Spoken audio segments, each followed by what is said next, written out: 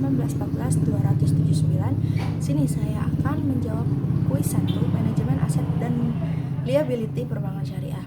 Yang pertama adalah pengertian manajemen secara universal.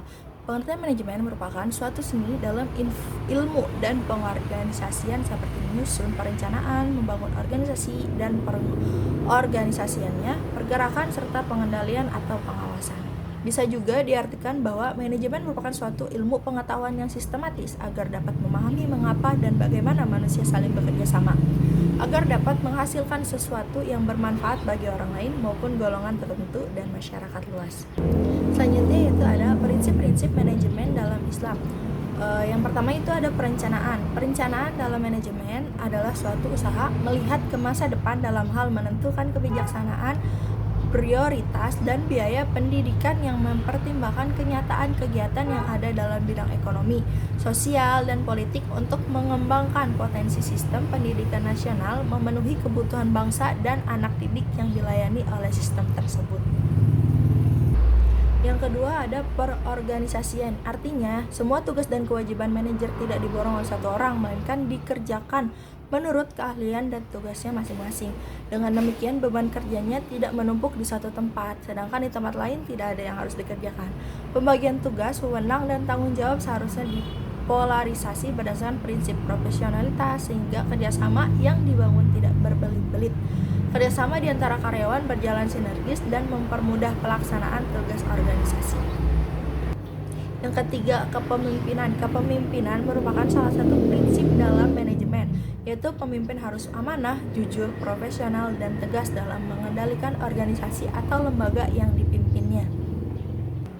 Yang keempat ada pengawasan. Pengawasan dapat didefinisikan sebagai proses penentuan apa yang harus dicapai, yaitu standar. Apa yang sedang dilakukan yaitu pelaksanaan, menilai pelaksanaan, dan apabila perlu melakukan perbaikan-perbaikan sehingga pelaksanaan sesuai dengan rencana yaitu selaras dengan standar. Yang terakhir yaitu penghargaan. Salah satu prinsip manajemen pendidikan adalah penghargaan kepada kerja seseorang sehingga orang yang bekerja akan dihargai bahkan sebelum pekerja tersebut kering keringatnya. Ketiga itu ada pengertian ALMA atau Asset dan Liability Management. Pengertiannya yaitu ALMA merupakan proses pengendalian aktiva dan pasifa secara terpadu yang saling berhubungan dalam usaha mencapai keuntungan bank. ALMA merupakan kebijakan dan strategi jangka pendek dalam pencapaian rencana tahunan.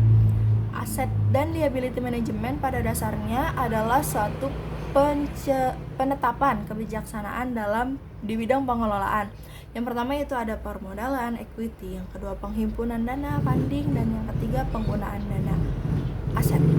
Dalam penerapan ALMA diatur dalam Peraturan Bank Indonesia nomor 5/8/PBI/2003 pasal 11 ayat 5 tentang penerapan manajemen risiko bagi bank umum dan Peraturan Otoritas Jasa Keuangan nomor 18 PJOK.03/2016 pasal 11 ayat 5 tentang penerapan manajemen risiko bagi bank umum.